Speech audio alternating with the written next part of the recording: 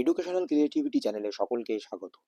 18/12/2025 code number 12 মানে আজই supreme কোর্টে একটি বড় দিন হতে চলেছে।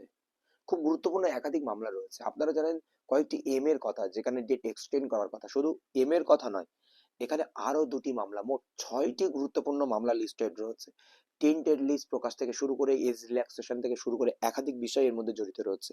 Honourable mister justice Sanjay Kumar এবং অনারেবল মিস্টার জাস্টিস অলোক আরাধ্যের বেঞ্চে ঠিক 10:30টায় এই মামলাগুলো রয়েছে। কত নম্বর লিস্টিং রয়েছে বা কখন শুনানি হবে আর মূল বিষয়বস্তু কি কি রয়েছে, প্রত্যেকটি মামলা আপনারা দেখে নেবেন, তাহলে বুঝতে পারবেন। শুধু দুটি কি তিনটি মামলার খবর আপনারা জানেন, কিন্তু 6টি মামলার প্রত্যেকটি মেরিট কি রয়েছে বিস্তারিত বলবো। কারণ প্রত্যেকটি এসএসসি যারা অ্যাসপিরেন্ট রয়েছে বা ফ্রেশার রয়েছে, ওল্ড ক্যান্ডিডেট রয়েছে, তাদের প্রত্যেকের জন্য এই ভিডিওটি গুরুত্বপূর্ণ। তো চলুন আমরা স্ক্রল করতে করতে ঠিক যদি নিচের দিকে চলে আসি, তাহলে কিন্তু এসএসসির প্রথম মামলাটি আমাদের চোখে পড়বে। 42, আইটেম নাম্বার 42। এখানে এই মামলাটি কিছুদিন আগে জাস্টিস অমৃতা সেনার বেঞ্চ থেকে একটি অর্ডার এসেছিল, সেটাই কিন্তু ডাইরেক্ট তারা চ্যালেঞ্জ করেছে ডিভিশন বেঞ্চে না গিয়ে সুপ্রিম কোর্টে। কারণ বেশিরভাগ ম্যাটার কিন্তু সুপ্রিম কোর্টে দেখছেন আম, এই সমস্ত বিষয়গুলো, সেই জন্য এই ম্যাটারটি কিন্তু সুপ্রিম কোর্টেই লিস্টেড হয়েছে। তো চলুন আমরা, স্যার একটু ভুল বলেছিলাম, 42 আইটেম নয়, এটা এটা হচ্ছে 18 নম্বর আইটেম। এসএলপি সি নম্বর এত, the West Bengal central school service commission পিতকা দ্বিবেদী এবং সুবিশ সরকার অ্যান্ড ওআরএস। তো এই বিষয়টি কি রয়েছে, জাস্টিস অমৃত সেনের বেঞ্চে একটি অর্ডার দেওয়া হয়েছিল যে 5ই ডিসেম্বরের মধ্যে কোনো টেন্টেড লিস্ট, মানে not specially found tainted list যদি প্রকাশ করা না যেতে পারে, তাহলে যারা টেন্টেড লিস্টে যাদের নাম নেই তারা এজ রিল্যাক্সেশন নিয়ে সবাই পরীক্ষায় বসতে পারবে। সেটা ওয়েটিং লিস্টের ক্যান্ডিডেট হোক বা যারা ইন সার্ভিস ওল্ড ক্যান্ডিডেট হয়ে থাকে। কারণ আপনারা জানেন যে এজ রিল্যাক্সেশন একটি বড় সমস্যা হয়েছে। যারা ইন সার্ভিস রয়েছে 2016, তাদেরকে শুধু এজ রিল্যাক্সেশন দিয়েছে, অথচ যে দুর্নীতির কারণে ওয়েটিংরা চাকরি পায়নি তাদেরকে এজ রিল্যাক্সেশন দেওয়া হয়নি।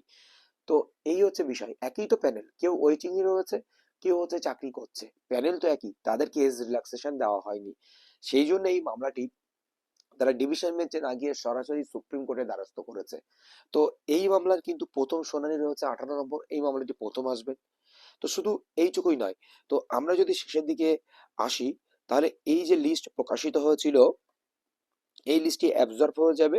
আর একটি সাপ্লিমেন্টারি লিস্ট আমরা দেখব, সেই সাপ্লিমেন্টারি লিস্টে গুরুত্বপূর্ণ 5টি মামলার শুনানি কিন্তু আগামীকাল হতে চলেছে। তো চলুন আমরা সেইগুলোও দেখে নিই।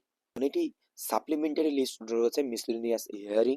তো এই লিস্টের নিচের দিকে আমরা চলে আসলে 42 নম্বর item SLP C state of West Bengal and another Subish Sarkar and ORS. তো দেখুন, এই সুবিশ সরকারের মামলা দুই জায়গায় আপনারা দেখলেন। কেন দেখলেন?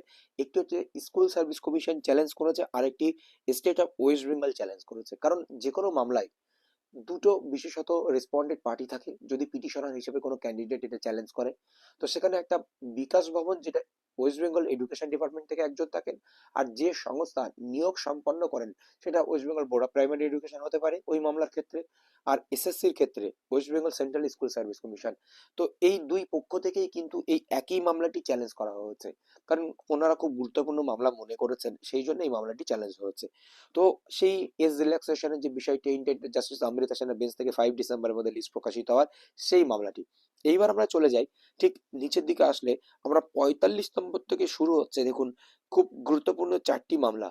45 নম্বর সিরিয়াল রয়েছে West Bengal Board of Secondary Education Baishakhi Bhattacharya Chatterjee and ORS. 45-1 West Bengal Board of Secondary Education Baishakhi Bhattacharya and Chatterjee and 45-2 West Bengal Board of Secondary Education Baishakhi Bhattacharya and Chatterjee. আরেকটি 45-3 West Bengal Board of Secondary Education Baishakhi Bhattacharya and Chatterjee.